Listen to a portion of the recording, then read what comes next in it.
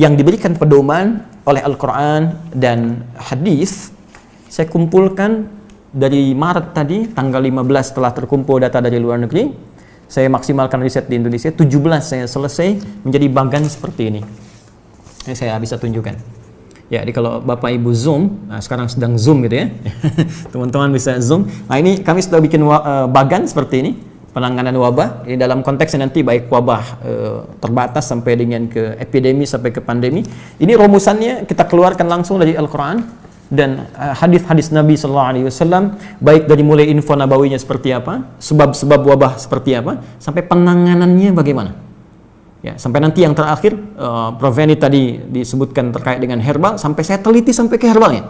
Ya, dan nanti kita akan lihat bagaimana paparan yang sangat menarik tentang ini sebuah.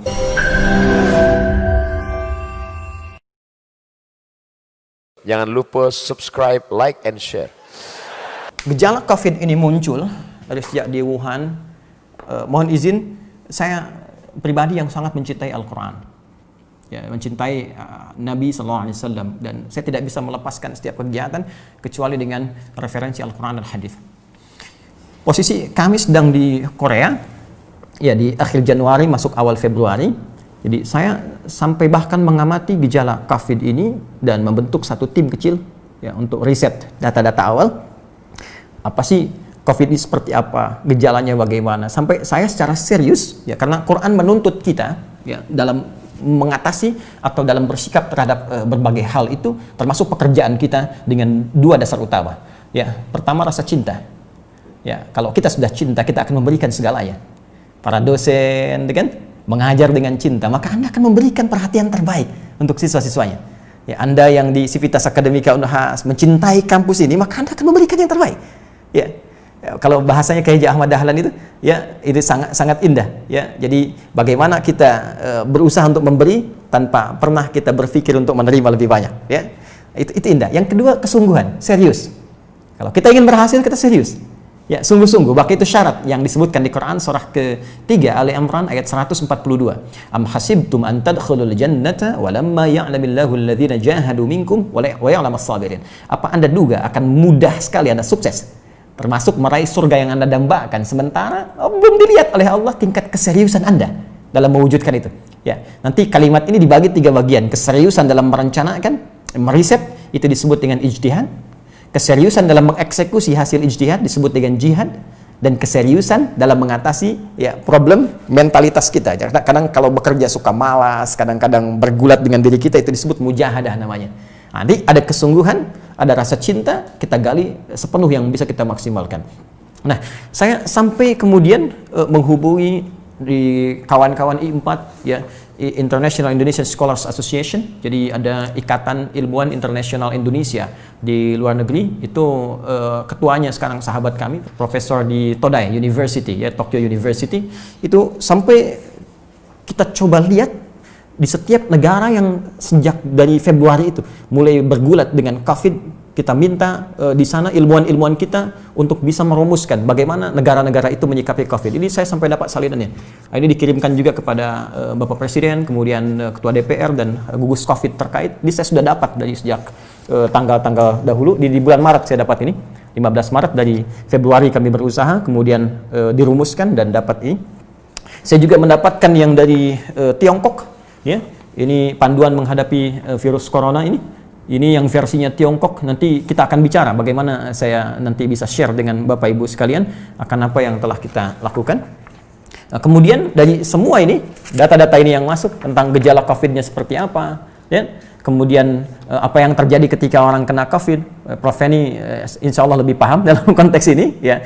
Jadi mulai dari, mohon maaf, gangguan pernafasan, sampai dengan melemahnya imun, sampai dengan tingkat penyebaran wabah dan sebagainya. Dari data-data ini, termasuk dampaknya nanti, ya, dalam kaitan dengan ibadah, karena hukum Islam selalu akan diikat pokoknya dengan 3 hal. Ya, baik ibadah terkait spiritual, muamalah, interaksi sosial dengan masyarakat, dan akhlak. Ya, bagaimana tampil dalam ibadah dan muamalah itu dengan cara yang elegan. Bahasa sekarang good looking, kan, ya. Baik. Jadi nanti terkait dengan ibadah, saya koordinasi dengan MUI, karena itu Bapak Ibu mungkin pernah dapatkan fatwa-fatwa MUI, ya. bagaimana sholat selama pandemi jenazah itu kami komunikasi Pak, Ibu, ya via telepon, kemudian juga isu-isu terkait apa sampai lahir fatwa-fatwa yang pernah muncul. Nah ya, dari sini terkait dengan sikap yang diberikan pedoman oleh Al-Quran dan hadis, saya kumpulkan dari Maret tadi, tanggal 15 setelah terkumpul data dari luar negeri, saya maksimalkan riset di Indonesia, 17 saya selesai menjadi bagan seperti ini. Ini saya bisa tunjukkan. Ya, jadi kalau Bapak Ibu Zoom, nah sekarang sedang Zoom gitu ya, teman-teman bisa Zoom. Nah ini kami sudah bikin bagan seperti ini, penanganan wabah. Ini dalam konteksnya nanti baik wabah terbatas sampai dengan ke epidemi sampai ke pandemi. Ini rumusannya kita keluarkan langsung dari Al-Quran dan hadis-hadis Nabi SAW, baik dari mulai info nabawinya seperti apa, sebab-sebab wabah seperti apa, sampai penanganannya bagaimana. Ya, sampai nanti yang terakhir, Prof. Veni tadi disebutkan terkait dengan herbal, sampai saya teliti sampai ke herbalnya. Ya, dan nanti kita akan lihat bagaimana paparan yang sangat menarik tentang ini sebuah. Jadi saya ingin katakan bahwa Al-Quran konsisten di sini, hadis sangat konsisten. Ya, ketika sudah declare dari awal nih kitab pedoman untuk menuntun sikap kita, maka semua persoalan kehidupan yang mungkin ya sedang atau akan kita alami, semuanya sudah tersusun secara sempurna dan mudah bagi umat Islam untuk bersikap. Tinggal konsisten tidak mengikuti itu semua. Karena konsisten itu harus melewati 9 tahapan, ya. Konsis 1, konsis 2, konsis 3 sampai dengan konsisten. Kadang-kadang 9 tahapan ini yang nggak lulus karena itu banyak orang tidak konsisten dalam kehidupan. Baik, saya kembalikan, mohon izin. Bapak Ibu sekalian, di mana kita mencari sampai nanti menyimpulkan 9 tahapan ini? Nanti saya jelaskan lebih dalam. Pertama, saya izinkan memberikan referensi dulu supaya argumentasi kita lebih kuat. Di antara sekian kitab yang menguraikan tentang persoalan wabah, baik nanti dalam konteks menjadi epidemi ataupun pandemi, ini ada kitab bagus. Ini sudah saya printkan bagiannya supaya tidak terlampau banyak saya hadirkan di sini. Nama kitabnya Al-Fathur Rabbani, ya, fi Tartib Musnad Ahmad bin Hanbal Asy-Syaibani. Ya, Al-Fathur Rabbani fi Tartib Musnad Ahmad bin Hanbal Asy-Syaibani. Ini di halaman dari 202 sampai dengan halaman 206. Ya, 206 sampai akhirnya. Nanti saya kopikan di referensinya, nanti saya tunjukkan seperti apa. Kemudian saya akan cepat sekali sikap umat Islam dari pembahasan yang sampai dari Al-Quran sampai dengan ke hadis-hadis Nabi SAW dibagi secara umum kepada 2 bagian. Ya, dibagi secara umum kepada 2 bagian. Yang pertama terkait dengan aspek ibadah, ya, penguatan hubungan kita dengan Allah Subhanahu wa Ta'ala. Ya, nanti ketika ada pandemi terjadi, apakah itu sifatnya COVID, ya, ataukah mungkin wabah yang lainnya, apa yang diinginkan dari umat Islam untuk bersikap? Di bagian pertama ada dimensi ibadah, penguatan hubungan kita dengan Allah Subhanahu wa Ta'ala. Nanti kesimpulan besarnya, jika dengan pandemi itu terjadi belum juga kuat hubungan kita dengan Allah, mesti dikasih apa lagi supaya ingat Allah? Ya. Kalau ditunjukkan si fulan bisa pulang besok, si fulan bisa meninggal begini, dengan makhluk kecil aja bisa wafat, apa Anda masih sombong juga? Nah, itu kesimpulan besarnya. Detailnya nanti kita akan lihat, ya. Yang kedua terkait dengan aspek muamalah. Ya, ikhtiar apa yang mesti kita lakukan untuk mengatasi pandemi ini, ya, dalam konteks pertarungan kita baik dengan virusnya ataupun dengan aspek-aspek yang lainnya. Izinkan saya memulai, Bapak Ibu sekalian, dengan memberikan referensi dari kitab ini terkait dengan aspek bagian pertamanya sebagai pembuka umum dari Rasulullah SAW. Sikap pertama apa yang harus dibangun ketika kita menerima informasi atau bahkan menghadapi satu pandemi, ya, atau mungkin wabah secara umum. Ini dari Kitabul Wabah wa Ta'un, babnya tentang pembahasan wabah dan ta'un. Izinkan saya membacakan pertama hadis Nabi SAW dari langsung disampaikan, ini A1 informasinya. Dari lingkar dalam kehidupan Rasulullah, yaitu Sayyidah Aisyah radhiyallahu taala anha dari Yahya bin Ya'mar. Saya bacakan langsung supaya ada banyak. Saya sebetulnya menghafal kitab-kitab, cuma kadang-kadang kalau orang bacakan, orang tanya dari kitab mana gitu, ya. Ada juga orang yang menyimpulkan jangan-jangan nggak ada sumbernya gitu. Ya, jadi kita lihat. Bismillah. An Yahya bin Ya'mar an Aisyah radhiyallahu taala anha annaha akhbarathu annaha sa'alatin nabiyya sallallahu alaihi wasallam. Jadi Sayyidah Aisyah itu pernah mengabarkan kepada Yahya bin Ya'mar, ya, yang beliau bertanya tentang ta'un, tentang wabah, ya. 'anit ta'un fa akhbaraha an-nabiy sallallahu alaihi wasallam. Maka Nabi menginfokan pada Sayyidah Aisyah. Ini ketika diinfokan, itu belum ada kejadian. Tolong garis bawah ini ya. Ya, di era Nabi pada saat itu ketika diinfokan ini, itu belum ada kejadiannya, belum ada wabah pada saat itu. Ya, kita belum bicara yang sebelum era Nabi ya. Era Nabi sudah berlalu, saya bicara di masa Nabi. Dan Nabi akan berbicara tentang konteks masa depan. Karena nanti kalimatnya menggunakan bentuk progresif, fi'il mudhari, ya, present, continuous, and future, ya. Kata Nabi, annahu kana adzaban yab'athuhu Allahu ala man yasha. Perhatikan kalimatnya, ini menjadi bentuk mudhari. Ya, menjadi bentuk mudhari. Innahu kana adzaban. Satu statement Nabi, wabah itu bisa jadi, ya, bisa jadi bentuk hukuman. Pertama, tolong jangan potong kalimat saya, nanti bisa keliru memahaminya. Pertama, bentuk hukuman. Annahu, ya, kana, pakai kana dulu di sini. Adzaban, nah, nanti kita bahas. Lalu menggunakan mudhari.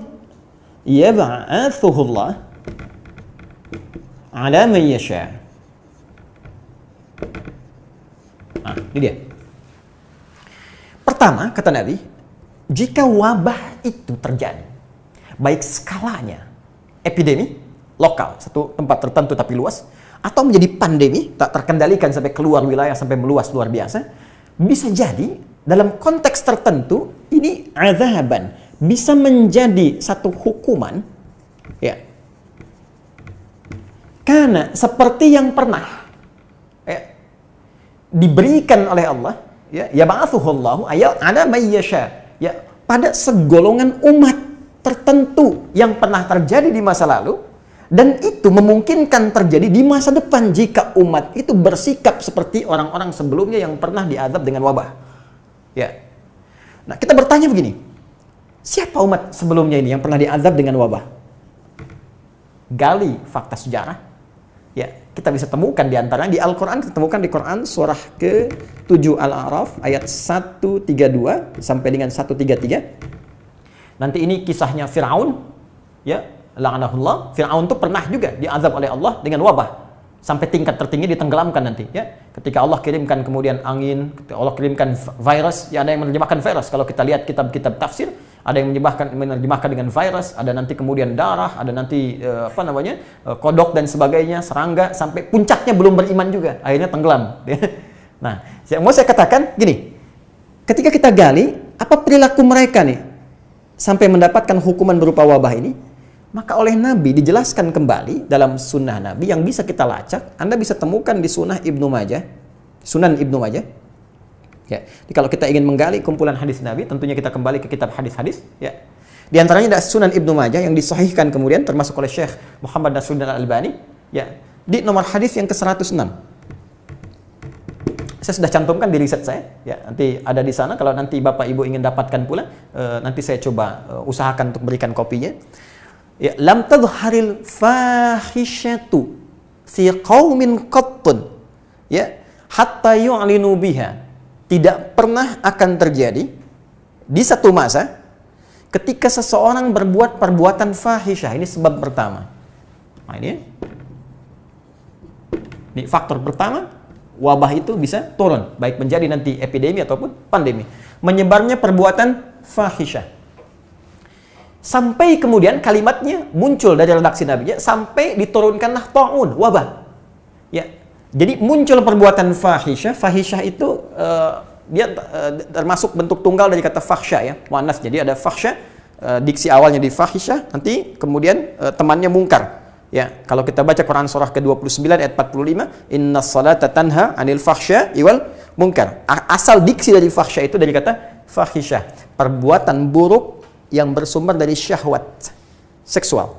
Ya, maaf sekali, pornografi, porno aksi, seluruh perbuatan zina, LGBT, ya, dan segala turunan-turunannya, kata-kata jorok, kotor. Jika itu sudah mulai menyebar tak terkendali, bahkan sudah dianggap biasa, dianggap perbuatan-perbuatan yang legal, ya, yang normal, maka itu sangat memungkinkan pertama terjadinya wabah. Jadi wabah itu pertama, ya, itu kaitannya ada penyimpangan perilaku. Kaitan pertama dengan perilaku seksual ya, yang terjadi yang tadi saya sampaikan. Ya, ini mungkin sudah tampak di kita ya. Kita tidak berbicara dulu dengan COVID-19 ya. Ada HIV misalnya, apa faktor utamanya kita cek, bukankah itu virus juga dan sebagainya. Yang jelas jika mulai ini muncul perbuatan tak terkendali, maka resiko yang pertama, ini saya mau sampaikan begini ya, mohon maaf sekali, yang menyampaikan Allah lewat Rasulnya. Kalau yang menyampaikan ada hidayat, Anda bisa tinggalkan, Anda bisa ambil pendapat lain. Tapi kalau yang menyampaikan pencipta kita, apa Anda masih ragu juga? Sementara kita disifati mukmin, yakin tanpa ragu. Kalau Allah saja Anda ragukan, nanti siapa lagi yang Anda percayai? Allah mengatakan pada kita, jaga betul, jangan sampai bertindak hal yang dilanggar, ya, hal yang sangat dilarang, dan ini bisa mengantarkan pada hadirnya wabah. Ini bagian pertama. Yang kedua, bisa berarti salah konsumsi.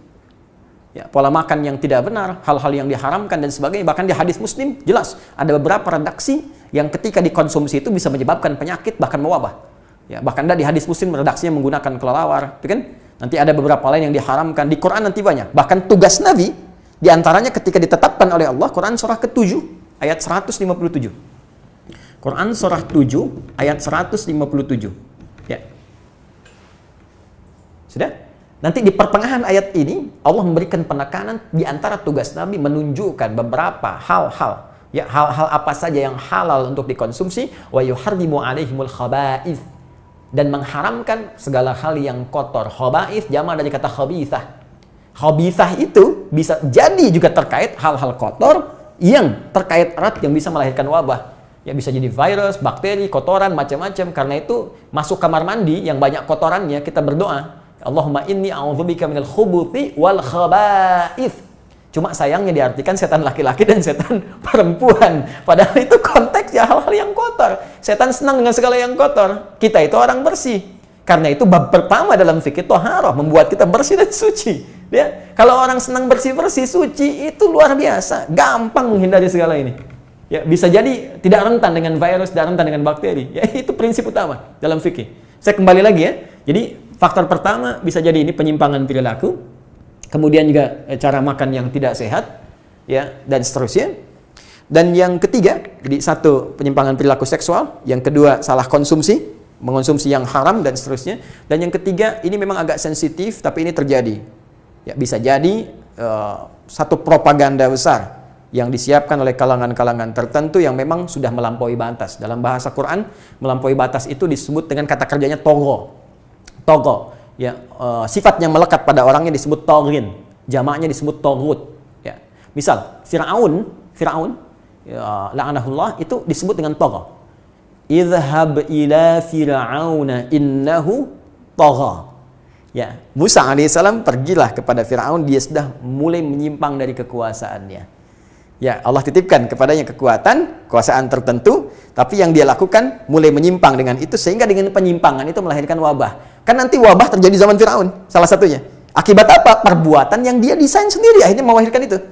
Tapi ini nanti konteks yang lebih luas ya. Kita akan fokus kepada intinya saja. Jadi ada 3 faktor utama. Pertama, penyimpangan seksual dari manusia sendiri. Kedua, dari makanan-makanan atau konsumsi yang tidak dibenarkan secara syariat, ya, dalam petunjuk-petunjuk yang juga dibenarkan secara kesehatan, ya. Dan yang terakhir, memang ada penyimpangan-penyimpangan perilaku tertentu yang memang menginginkan wabah itu terjadi.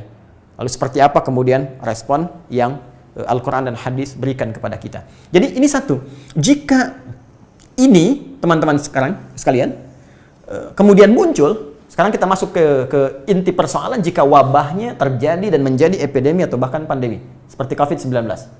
Kita lepaskan dari persoalan tadi, ya. Sekarang realnya wabahnya sudah ada.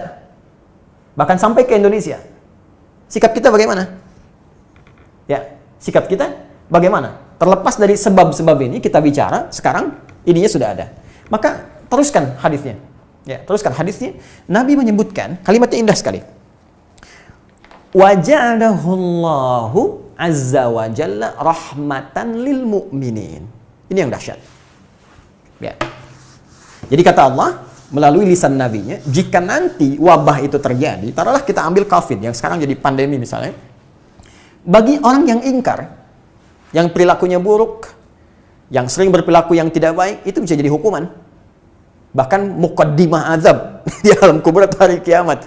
Ya, bisa pelaku kriminal yang nggak mau tobat, tuh kan? Bahkan pelaku-pelaku buruk yang nggak mau tobat, bahkan hal-hal yang buruk yang diberikan petunjuk aja sudah sesak nafas, nggak mau istighfar juga, gitu. Karena nanti ada jalan untuk istighfar, nggak mau istighfar juga. Itu salah satu jalannya, sudah itu hukumannya. Ya, sampai diberikan jalan untuk dia kembali.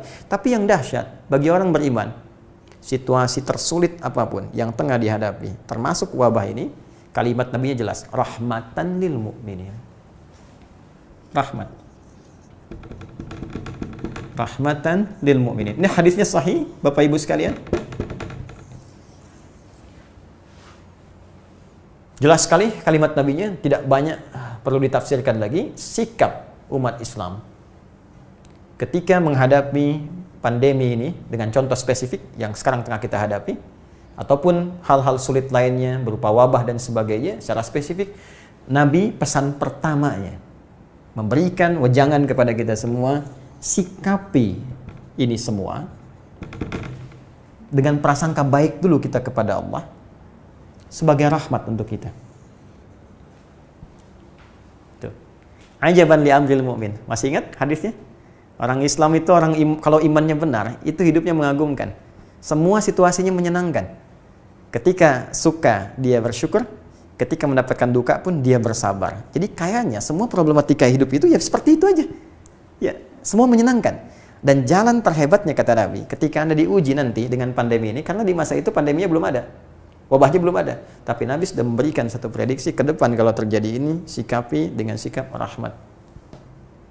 Sekarang kita turunkan bagaimana menurunkan rahmat ini menjadi sikap yang detailnya bisa kita ekspresikan, khususnya dalam mengatasi COVID dan tadi ya dalam upaya untuk menyesuaikan diri dengan era kehidupan baru. Apa turunan dari rahmat ini? Ya. Masih ada waktu, Prof? Masih ya? Baik, saya turunkan, saya baca lagi hadisnya ya. Oh, setengah jam. Alhamdulillah. Ya. Baik. Jadi saya harus menjadikan riset 6 bulan dalam setengah jam. Baik, bismillah. Kita pelan-pelan ya. Sekarang kita turunkan bagaimana menyikapi rahmat ini. Saya izin bacakan kemudian hadisnya dulu. Saya teruskan, teman-teman sekalian, Bapak Ibu sekalian. Saya mau lompat sebentar ke dalam hadis yang diriwayatkan oleh sahabat Amr bin As ya, radhiyallahu taala anhu. Ketika terjadi sebuah perdebatan nanti ya tentang satu wabah yang terjadi saat itu di Syam, dan posisi nanti Amr bin As pada saat itu sedang menjadi gubernur. Apa yang beliau sampaikan mengacu pada keterangan Rasulullah SAW pada arahan-arahan sebelumnya. Nah, sebelum ke Amr bin As, saya lompat sedikit ke atas, Bapak Ibu sekalian. Dalam riwayat Abi Usaib, Maula Rasulullah SAW, ketika beliau menginfokan tentang akan ada kejadian ya, wabah di satu tempat, dan beliau kemudian berdoa kepada Allah. Nah, doa inilah yang sangat penting untuk kita ketahui. Mari kita lihat, Atani Jibril alaihi salam bil huma wa ta'un. Satu kali, kata Nabi, Jibril alaihi salam menginfokan kepada aku bahwa nanti akan ada di suatu kondisi tertentu umatku diuji dengan penyakit demam ya yang mewabah dan taun. Ini kalau homa dengan taun agak beda nih. Kalau taun ini dari kata ta'nun, sesuatu yang menusuk. Jadi kalaupun dia sifatnya virus kayak nusuk, kayak berat apa gitu ya. Nah, kalau demam kan lebih tahu lah Anda gejalanya seperti apa. Jadi nanti ada satu tempat diuji oleh Allah banyak wafat ya, karena kalimatnya nanti fina'u ummati, nanti ada wafat yang dengan banyak demam, dan ada yang diuji dengan ta'un, wabah yang dahsyat yang sifatnya juga menyulitkan untuk diatasi. Kemudian fa umsikatil huma bil Madinah wa ursilat at-ta'un ila Syam. Maka informasi pertama, kata Nabi, itu demam itu akan nanti terjadi di Madinah. Sedangkan ta'un, wabahnya nanti akan terjadi di wilayah Syam. Ya, Syam luas itu ya. Pada saat itu Syam itu bisa mencakup, kalau sekarang mungkin 4 negara ya. Ya, Palestina, kemudian Lebanon, Jordania, Syria. Ya, di wilayah itu ya, itu Syam luasnya. Jadi ketika Amr bin As melakukan ekspedisi dari Afrika Utara, mulai dari Mesir, kemudian ke Libya, kemudian ke Tunisia, kemudian sampai ke Aljazair, sampai ke Syam. Ya, nanti di Afrika Utara itu gubernurnya Musa bin Nusair dengan panglima tertinggi Tariq bin Ziyad yang nanti kelak menaklukkan Andalusia. Kemudian Amr bin Asnya nanti dia stay di Syam, ya, jadi gubernur di sana. Nah, yang menarik setelah sepeninggal Nabi ini, ya, kata Nabi sebelumnya kata Nabi, "Fatba'u syahadatun li ummati wa rahmatun lahum wa rijsun 'alal kafirin." Ketika itu terjadi, maka orang-orang yang wafat yang terkena taun itu, ya, kalau dia benar-benar menjaga iman, melakukan sikap yang dibimbingkan oleh Nabi ini, benar caranya, maka kata Rasulullah, orang-orang ini akan wafat dalam keadaan syahid. Ingat itu. Nanti syahid dibagi 3, ya. Syahidnya dibagi 3. Ada syahidun fid dunya wal akhirah, syahid dunia dan akhirat. Itu yang wafat fisabilillah dalam konteks peperangan yang dibenarkan. Ya, awas, bukan sembarangan tembak orang, bom orang seperti sekarang itu, bukan jihad itu, ya. Ya, saya pernah ditanya itu saat di Lampung, "Ustadz, apakah bom di Jalan Tamrin, ya, waktu kejadian itu apakah jihad fisabilillah?" Ya, saya bilang jihad fisabilillah itu jihad di jalan Allah, bukan di Jalan Tamrin, ya. Itu satu yang beda. Nah, ini kalau yang dimaksud di sini seperti yang kita ketahui, ya. Ya, itu wafatnya dia tidak dimandikan, ya, kemudian juga langsung disolatkan dengan pakaiannya, itu syahid fid dunya dan fil akhirah. Ada yang syahid fil akhirah duna dunia. Syahidnya konteks akhirat tapi bukan dunia. Jadi di dunia itu nggak familiar dia syahid. Tapi di akhirat dia dapat pahala syahid.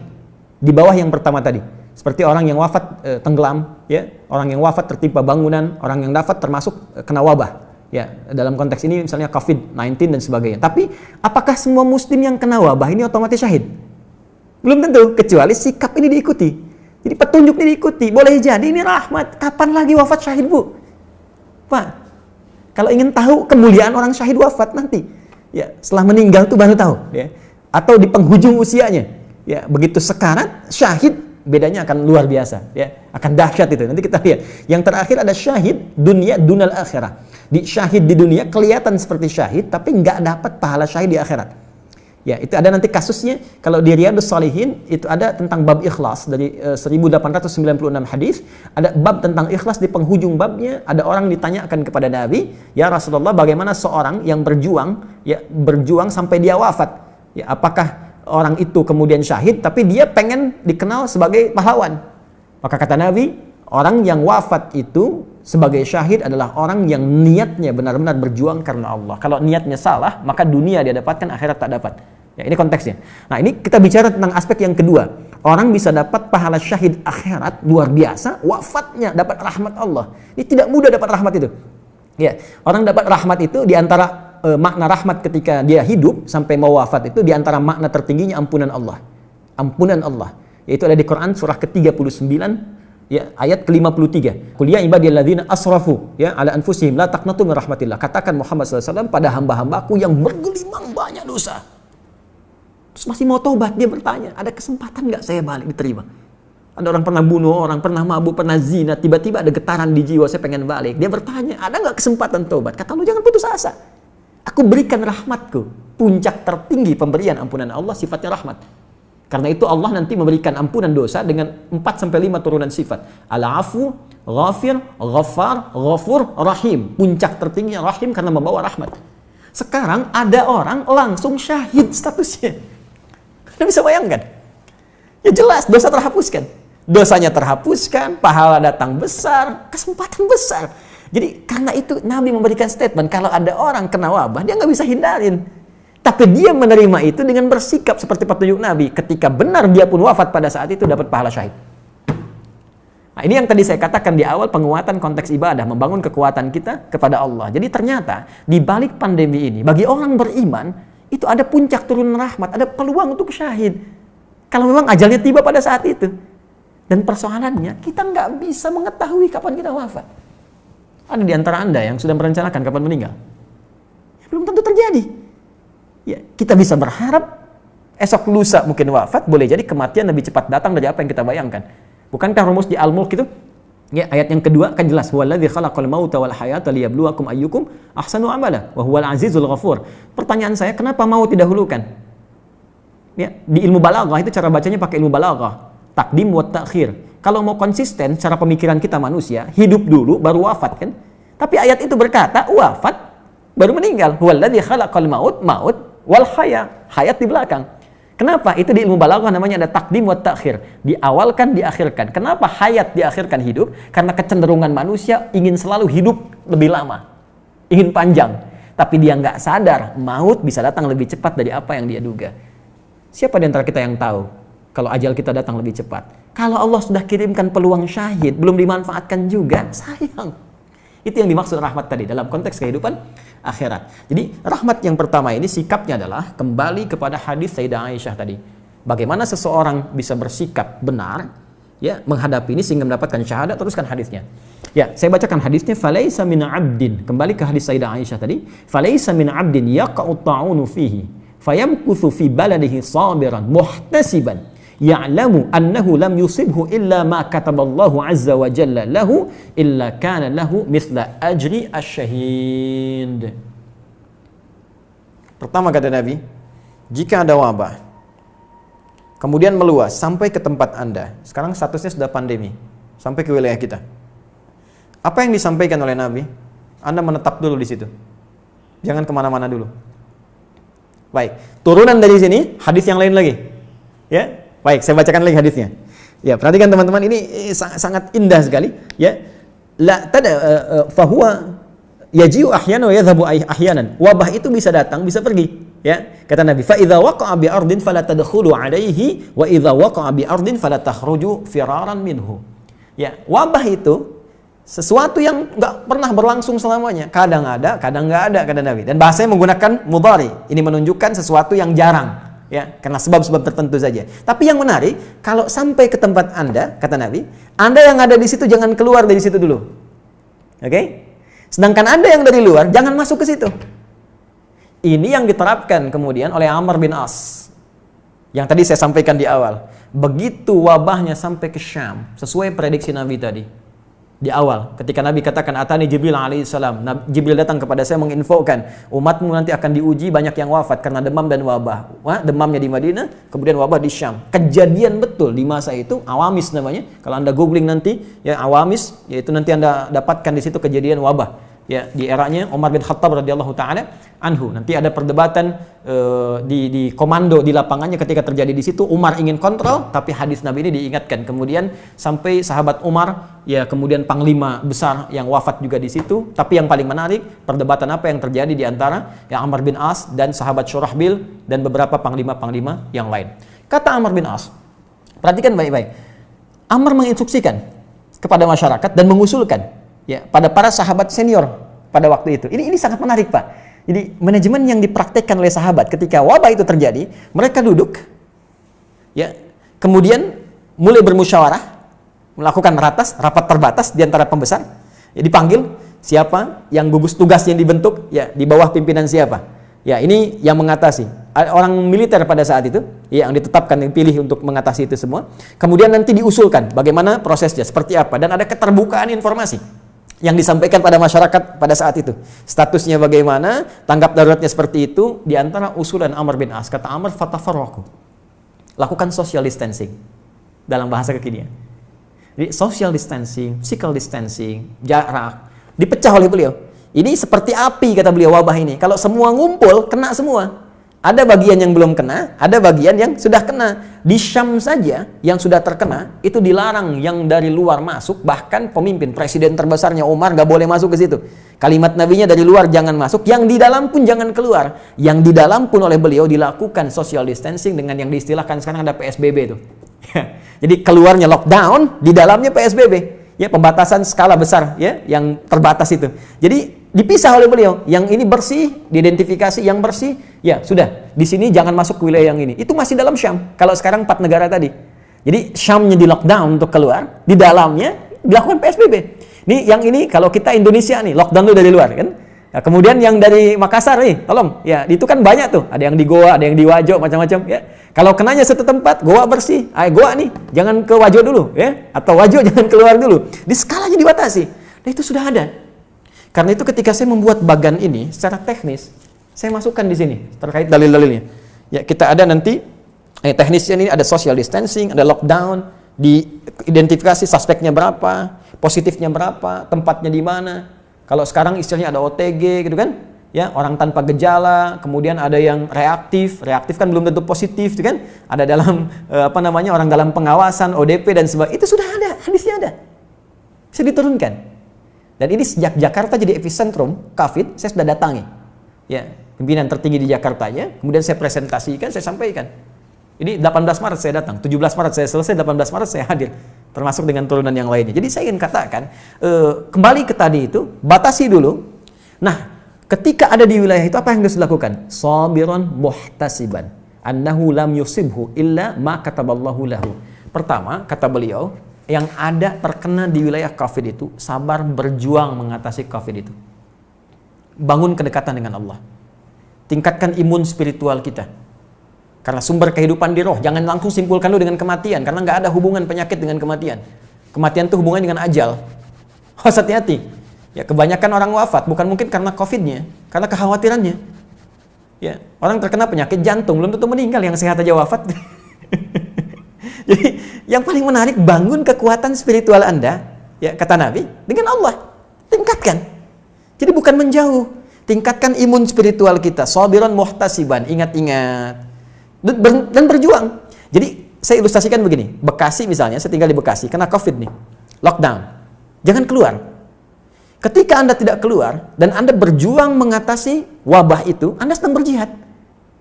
Ya, dahsyatnya Anda sampai menjaga orang supaya orang nggak kena. Anda itu sedang jihad. Makanya di hadis lain, nanti di hadis ini ada disebutkan, wahzun a'da'ukum minal jin. Ya, virus itu sebetulnya itu kamu harus sikapi sebagai musuh. Jin yang tak nampak. Jadi kita itu sedang berperang, bertempur. Jadi sikap kita itu ya, persiapan kita mesti kuat. Karena kita sedang berjuang, kita jaga orang supaya nggak kena, kita berjuang. Nah, perjuangan kita kalau wafat itu yang disebut syahid. Diapresiasi oleh agama dengan syahid. Nah, dari sini kekuatan terbesar yang dibangun oleh ajaran Nabi, sikap seorang muslim ketika ada pandemi, ya, apapun itu yang terjadi, bangun kekuatan mendekat kepada Allah. Tingkatkan lagi. Salatnya perbaiki. Ini kurang apa sih? Ya, Masya Allah, yang belum pernah jadi imam, sekarang jadi imam di rumah, gitu kan? Bahkan kemarin ada kesempatan khutbah Idul Fitri, gitu ya. Ya, Masya Allah. Tapi kita juga harus evaluasi, ini salah apa? Kok kita dikeluarkan dari masjid yang kita cintai?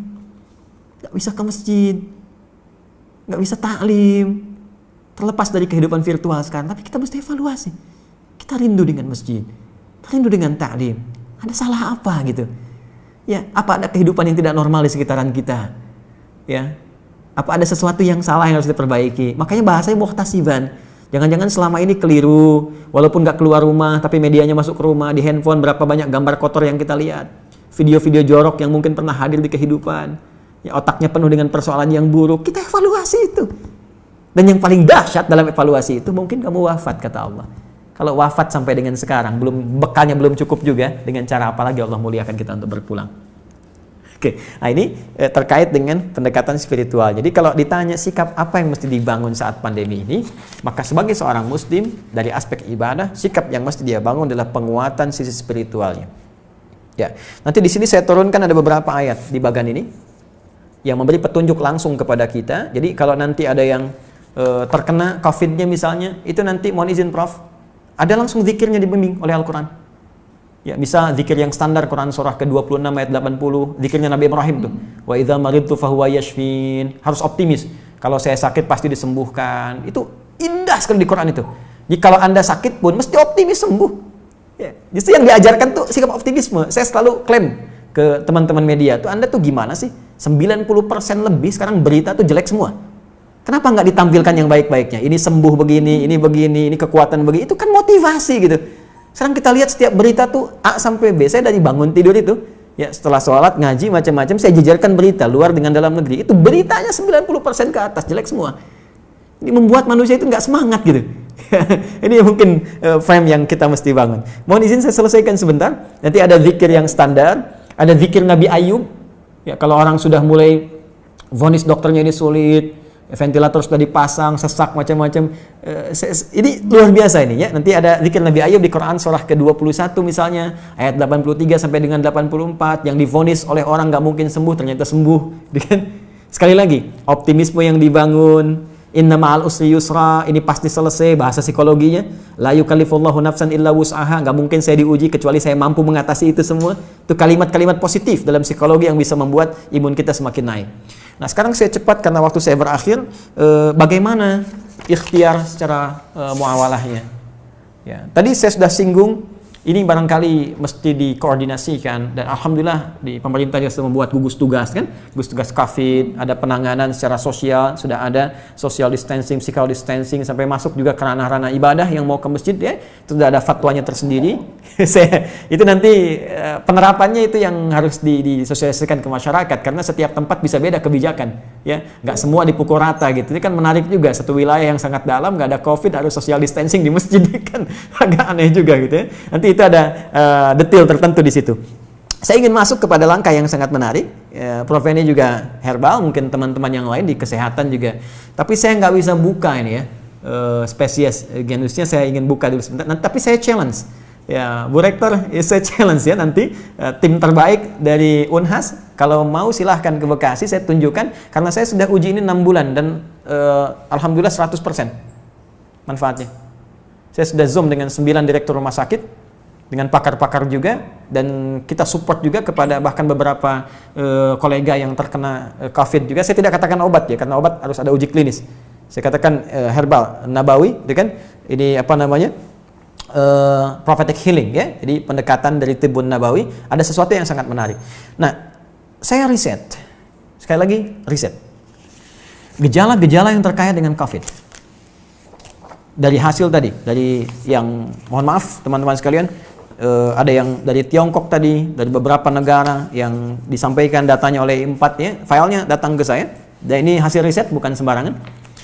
Dari sini kita petakan kebutuhannya apa. Saya mau share begini ya, sebelum saya sampai ke herbal dulu. Ini Tiongkok.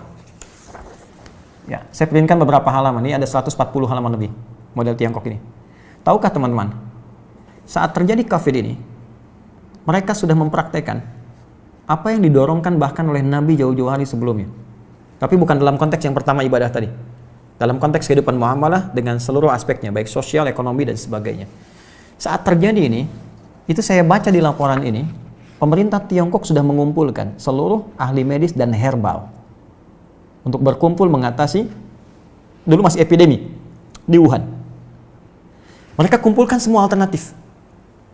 Dan yang paling dahsyat, rahmat yang diisyaratkan Nabi, yang bisa berlaku di konteks muamalah, bisa masuk ke ekonomi, bisa masuk ke ranah sosial, itu mereka praktekkan.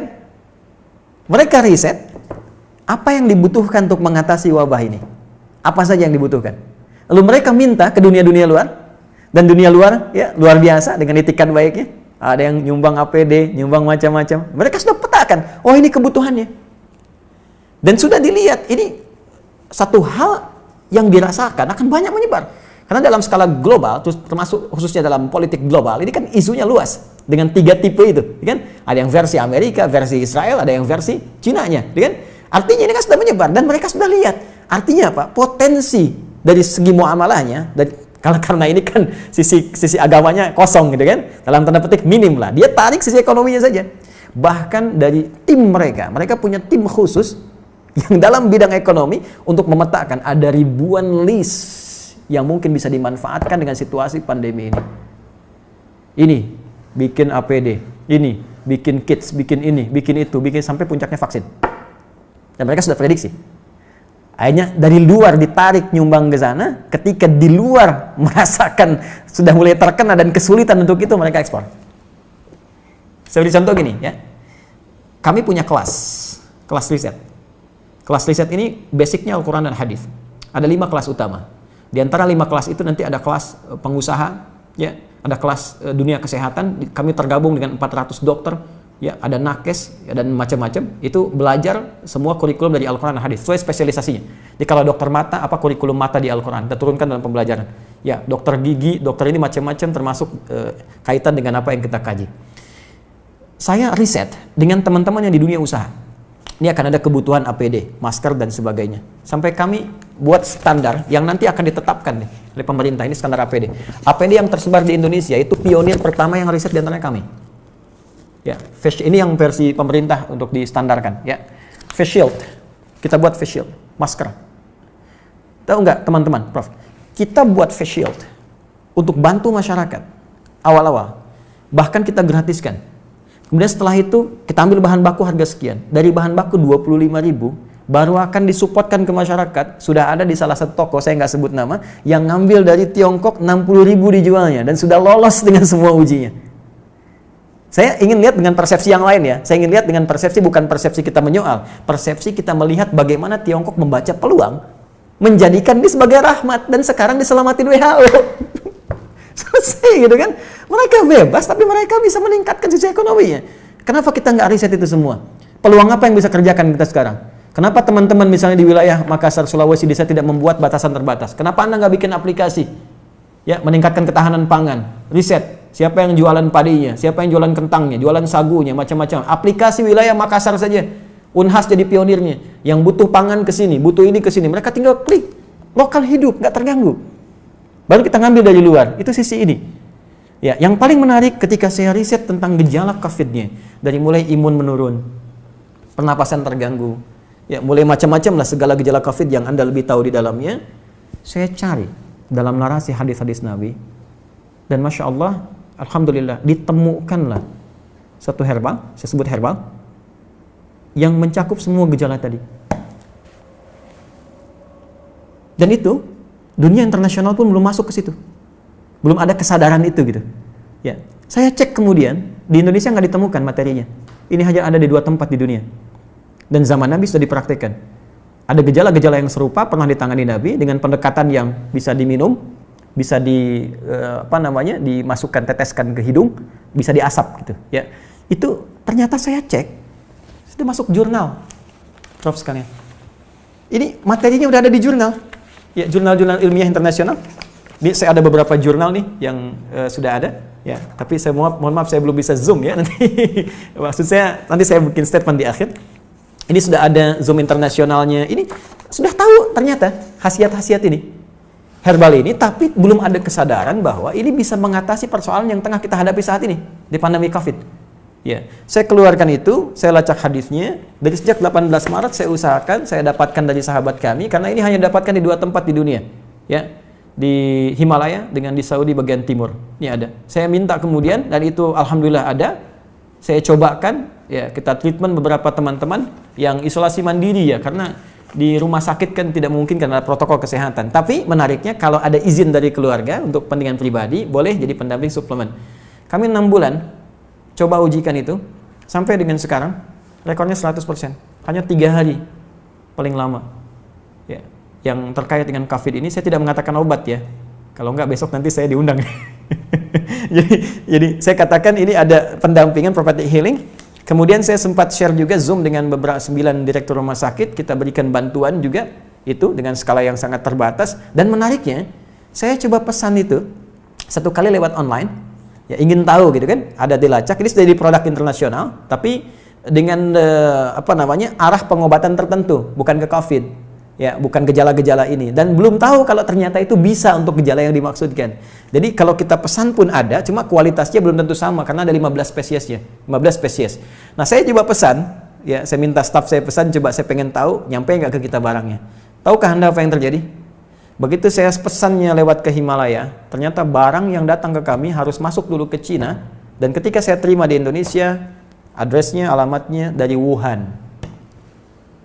Anda bisa bayangkan bagaimana bisa kontrol terhadap itu pun mulai ada kesadaran, dan di beberapa tempat sekarang mulai ada kesadaran untuk itu. Saya sudah menyampaikan kepada relasi terkait teman-teman, saya katakan begini sampai ke negara pun. Jika negara membutuhkan ini dan benar, ya silahkan uji. Rekomendasi kami siapapun yang ingin menguji dari pihak manapun, silahkan uji di lab. Kalau betul terbukti ada manfaatnya, saya serahkan sepenuhnya untuk negara. Saya tidak akan mengambil apapun dari ini dengan kecintaan kami kepada Indonesia. Hanya saya ingin satu saja, sebutkan referensinya bahwa ini dari hadis Nabi. Itu saja.